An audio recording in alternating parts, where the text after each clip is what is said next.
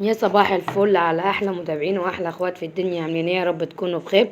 اهلا بيكم مع مريانة وبيتا ويوم جديد وفيديو جديد. ويلا نبدأ الفيديو ونسمي بسم الله. عندنا روتين جامد. هنغسل اول حاجة المواعين، وبعد كده هنذبح الفراخ ونقطعها مع بعض، وهنشوف هنوفر فيها ازاي وهنعملها على كم مرة عشان الظروف الاقتصادية لبعض الناس. لكل الناس بيجت، مش لبعض الناس. هات المية. المية. عندنا كده حبة مواعين بقى، ايه الفطار وكان العشاء بتاع امبارح. احنا ايه هنغسل.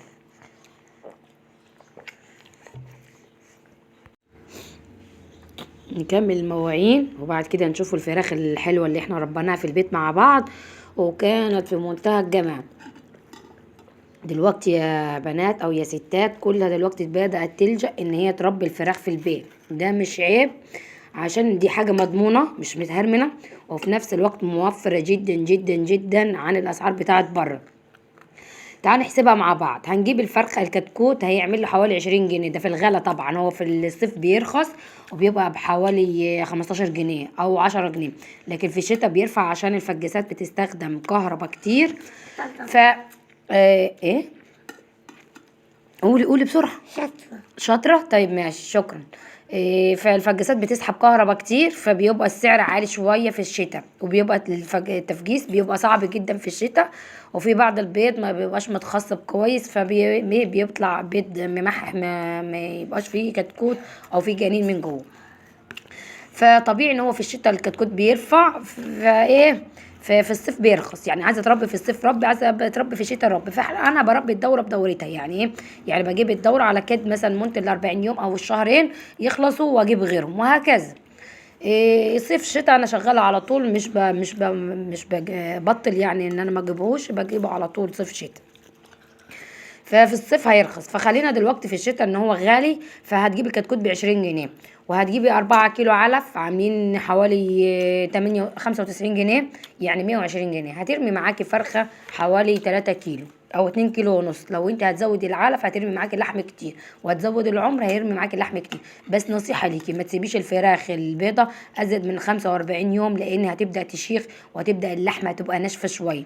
فعلى 42 يوم 45 يوم دبحي، عشان هتبقى هي اللحمه طريه والفرخه حلوه وبتبقى شايله لحم معاكي. يعني انا ممكن ادبح على 37 يوم تبقى الفرخه عدت ال3 كيلو ونص.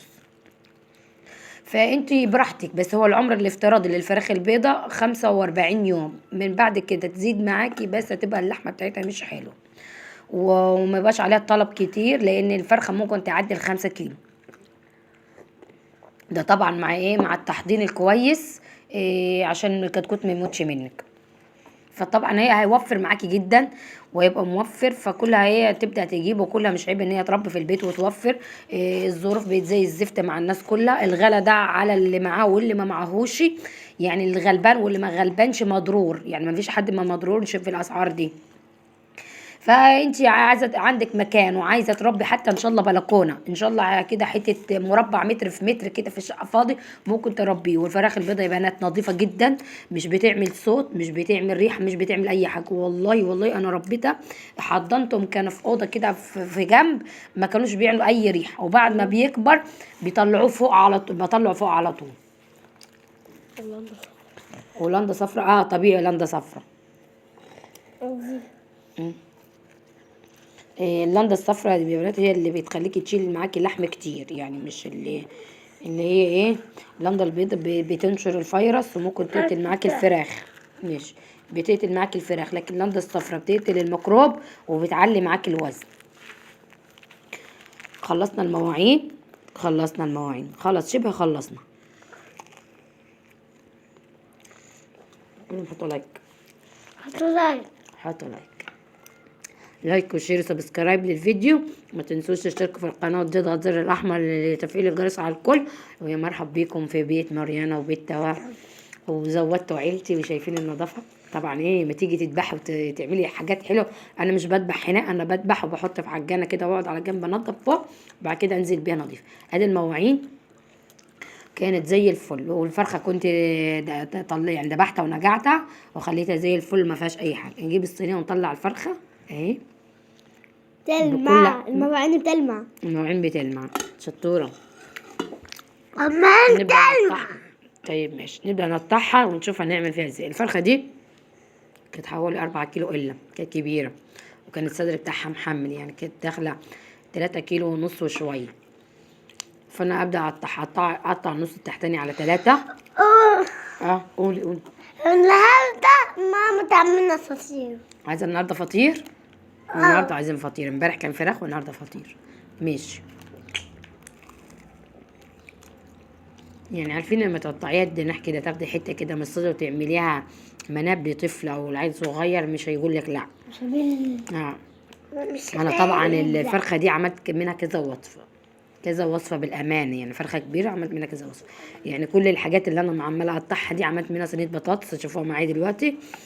والوراك والصدر شفيته وقطعته وحطيته في كيس وشلته في الفريزر تاني، كان يعني طازه فريش.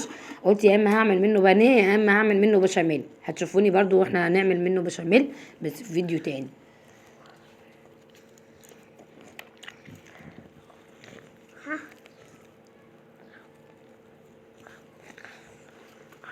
قطعتها، وبعد ما قطعتها ان انا دابحه في بيتي على ايدي. الفرخه مش مزفره، ملهاش ريحه زفره، مش متهرمنه، اللحمه صافيه وناشفه. شايفين فراخ دي تربيه ايدي، الحمد لله والشكر لله طبعا. بصوا انا بشيل كل ماده الزلاله وببدا اقطع الصدر زي ما انا عايز تعمل بانيه اعمليه من عندك، جزايه في النص واعمليه. عايزه تعملي بانيه اعمليه، عايزه تعمليه بشاميل اعمليه، عايزه تعملي منه شيش طاووق، عايزه تعملي منه كريب فراخ، عايزه تعملي شاورما. اي وصفه انت عايزاها ممكن تشكلي فيها بصدر واحد، بناحيه من الصدر ده ممكن تعملي، يعني الصدر ممكن تعملي منه وصفتين وموفرة جدا معاكي. بدل ما نعمل بشاميل الفيديوهات اللي نازله لنا جديد اللي هي بصل وطماطم وفلفل وما فيهاش ريحه البروتين، طبعا دي زي جلتها يا بنات او يا ستات، لان احنا محتاجين ناكل عيالنا حاجه فيها بروتين، مش حاجه تدي الشبع، حاجه بروتين تبني جسمه. فانت لو هتحط فيها حاجه بروتين قليل، حاجه بسيطه عادي، كل الناس كده يعني، كل مضروره من الاسعار، لكن ما تعدميهاش من البروتين، ما يبقاش فيها بروتين خالص. فانتي حاولي لو عندك كمية لحمة مثلا كيلو لحمة قسميه نصين، مش هتحطي الكيلو كله. لكن ما تروحيش تعملي صينية البشاميل من غير ممكن نعملها صيامي من غير بروتين ماشي، لكن ان احنا مثلا نعملها من غير بروتين خالص في الايام الفطار والطفل ده محتاج يبني جسمه، حرام. بس كده. انا مش عارفة التليفون فصل ليه مرة واحدة، معلش الصوت لو هيتغير، فالتليفون مرة واحدة كده لقيته فصل. يا حاجة ماما. ماشي يا حبيبي. بحبك. وانا بحبك. بحب احنا ماما بعضينا. نحب احنا وماما بعضينا. طب ممكن نحب بعد الفيديو براحتنا؟ كوكو وانا وماما اديكم زي ما شفتوني انا شلت الصدر بتاع الفرخه في كيس وهشيله واعينه في الفريزر، وادي باقي الفرخه. شايفين مال الحله ازاي؟ مش مال الحله قوي يعني، مش هنكدب، بس هتكفي عشا بامانه كفت 10 يومين يعني. الصينيه دي كفتنا 10، كفت 10 يومين. لا مش يومين، كان ازيد من يومين، كفتنا ازيد من يومين تقريبا ممكن. بس ده الورك كامل، والحموزه نايب والورك التاني نايب، يعني النص التحتاني عملته على 3، لان انا لو عملته على 4 هيبقى صغير جدا، فانا عملت على 3. التلاتة حلوة قوي. التلاتة حلوة قوي. حلوة انت اللي حلوة قوي. حلوة قوي. انا حلوة قوي. اه ماشي يا قلبي ماما. ستي انت حلوة قوي. طب مش خلاص مش هنحكي في الفيديو بس كده. دي حلة حماتي بفتكرها بيها طبعا، هي عايزة ارجعها لها ثواني بس ايه للاسف انا من ساعة ما سافرت من شهر 8 انا ما سافرتش تاني.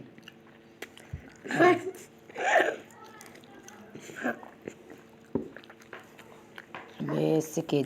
نجيب ايه حبة الخضار اللي عندنا، انا ما كانش عندي غير بطاطس وفلفل وبصل وطماطم، ممكن تحط لها كوسه وبسله وفاصوليا خضراء، وممكن تحط لها لوبيا منجوعه، ممكن تحط اللي انت عايزاه. اي خضار عندك حباه حطيه حطيه. ناس كتير تحب تحطها، وفي واحده قالت لي ممكن تحطي سبانخ، بس انا ما صدقتهاش. هو فعلا يا بنات ممكن نحط سبانخ؟ انا عارف السبانخ بتطبخ مش بتتحط في الني بالني. قطعت قطعت البطاطس شرايح سميكه عشان ايه تستحمل كده الفرخه، اللحم بتاعها غزير تستحمل معايا. وهوريكم انا كنت جايبه سمنه صفرا سيحتها. السمنه اللي في العلبه دي مش سمنه جنه، يعني العلبه علبه جنه بس السمنه اللي جواها مش جنه. هتشوفوا معايا انا كان البرطمانات اللي عندي مليانه حاجات، فما كانش عندي حاجه.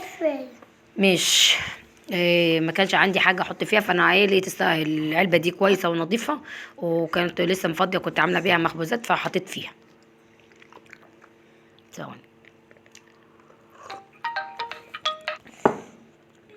دي مريم بترن.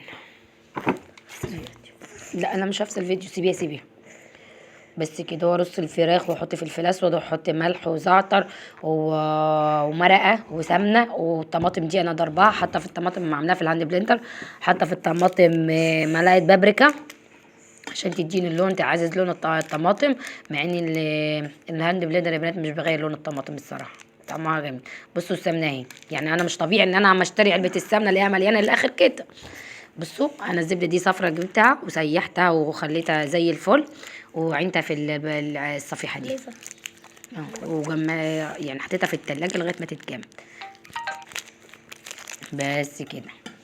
واغطيها بورق حراري واحطها على العين مده كده 10 دقايق، تنزل ميتها، وبعد كده احطها في فرن البوتاجاز واسيبها كده مع نفسها، واعمل لهم جنبيهم شويه رز وعيش بلدي، وهيتغدوا وتبقى زي الفل. كله ده كان بعد المدرسه، يعني المواعين انا غسلت المواعين ورحت جبت البيت من المدرسه ورجعت عملت الاكل، يعني كنت دابحه وسايباها، عملت باقي الاكل بس كده. كله ده سريع سريع منهم، هم يغيروا هدومهم ويكتبوا واجبهم، اكون انا عملت الغدا. ده وصفة سهلة وسريعة وتنجز مع اي واحدة راجعة من الشغل متأخرة، اتزنقتي مش عارفة، هي دي اسهل وصفة ليك. اعمليها وانتي مرتاحة، وتعملي جنبها شوية رز. والبوتاجاز محدش يبص عليه، لان البوتاجاز انا مستنية يوم جمعة عشان دي الدعكة التمام من بره ومن جوه. وادي صينية البطاطس، وهنعمل حبة رز اهي، وهنروح نتغدى بألف هنا وشفا لكل اللي أكل لقمة منهم عيالي. وده هما كانوا خلصوا واجباتهم ورجعوا من المدرسة، وكمان خدوا حمام، وهيقعدوا كده يتغدوا، وهنقعد شوية نحضر المسلسل اللي احنا متابعينه، وبعد كده ندخل ننام على طول. وفي فيديو النهارده يكون خلص. اشوفكم فيديو جديد. باي باي باي.